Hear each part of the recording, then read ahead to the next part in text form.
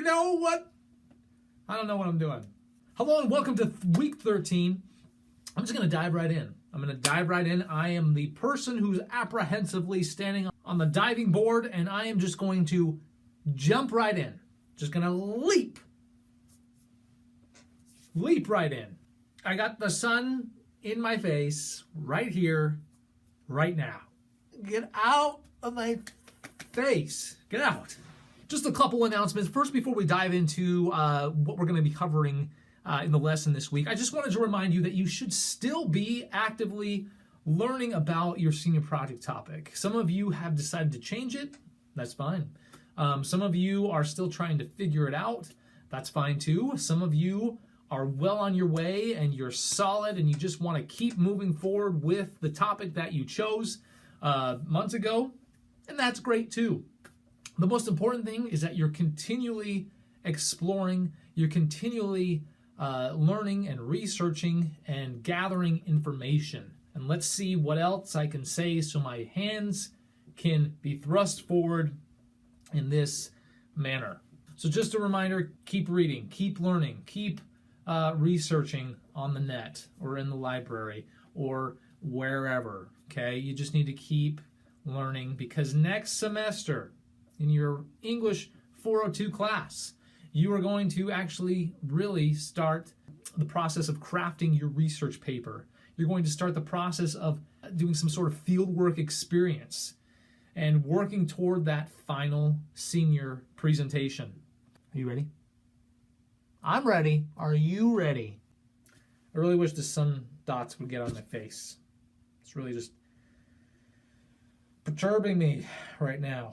And that word perturbed, it perturbs me. So now on to this lesson. This lesson, we are going to look at cultural conflicts in literature. And in so doing, you are going to craft your own short personal narrative about your own kind of cultural conflict that you've engaged in. So the first piece of literature we're going to look at is George Orwell's essay, Shooting an Elephant. The next one is a short story written by Doris Lessing entitled No Witchcraft for Sale. No witchcraft for sale. Dang it! I was really hoping to buy some witchcraft on Black Friday. Sorry, that was a really bad joke. Never, ever buy witchcraft on Black Friday or any day, especially considering the fact that Black Friday is now moved into Thanksgiving, which is just ludicrous. Can we not have anything holy and sacred anymore? So Shooting an Elephant is about a man, and there's been some debate on whether or not George Orwell really is the character in this, or if he created this essay kind of like a metaphor for cultural conflicts. And in it, we'll just assume it's George. We'll just assume it's Mr. Orwell. Okay. So in it, George goes hunting, Mr. Orwell, and he's expected to shoot an elephant. And this is something that does not sit right with his morals. And because we're talking big game hunting here, right? We're not talking hunting because he's going to eat that elephant meat. It's big game hunting. And so he's faced with that dilemma.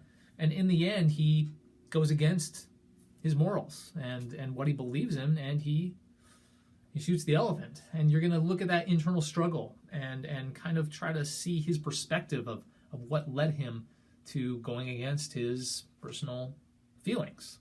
And then the second one, No Witchcraft for Sale, is about a man who healed a young boy, an African man who healed a young white boy in Africa, and using, natural techniques. And he did it just to help the family out, just out of the kindness of his heart. He did it not to get recognition or celebration or whatever. But then we have a doctor who wants to know what type of plant he used. And he refuses. He refuses to tell him because it goes against his personal belief of, what, I don't want this just to be spread out to the world. I did this to help somebody.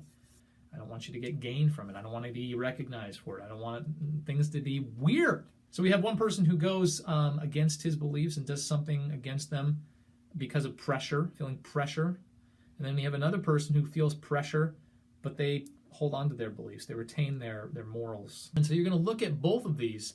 And then after that, you're going to write your own personal narrative, just a short personal narrative, 3 to 4 detailed paragraphs. is you're going to share about a time where maybe you felt pressured to do something that you didn't want to do. And then I'm going to ask you, did you fall into the pressure? Or did you stand your ground and hold on to your principles and your values and your beliefs and your morals? And so I want you to think about these things, because we face this every day, especially in your adolescence, as teenagers, high school students. You face this constantly, whether you're at work with coworkers who are pressuring you into doing something that your parents have told you so many times not to do. And you're raised to know better and to do better. Should I keep talking like this? Is it effective or is it annoying? I don't know. But we're faced with these instances every single day. Do we fall into the temptation, the pressure? And do we go against the things that we were raised to believe? Or do we stand our ground? What are the consequences of either? Because there are consequences. There's consequences to every decision that we make. Sometimes the consequences are insignificant, and sometimes they can have lasting effects. Sometimes they're good, and sometimes they're uncomfortable. Sometimes they're bad. And so I want you to think about a moment where you had that personal struggle, internal struggle, because you were faced with something that you didn't want to do. You're pressured to do something. And maybe it was even something that's pleasurable, but you didn't want to do it, for one reason or another. And so I'd like you to think about that and write about that with some details, but you don't need to go overboard. I'm just looking for 3 to 4 detailed paragraphs. Remember, a paragraph is at least 5 sentences. And we're looking at nice, structured, detailed sentence. And then finally, you have a short lesson on commas. This is the first of 2 parts. When I was structuring this lesson, I put together this brief lesson on commas. And one of my students, he came up to me and he said, "Come on, man, I'm tired of these comma lessons." Get it? Comma man, come on, get it? It's a play on words. It's a really pathetic joke. That never really happened. I just made it up. So I hope you have a wonderful week. I hope you have a wonderful day.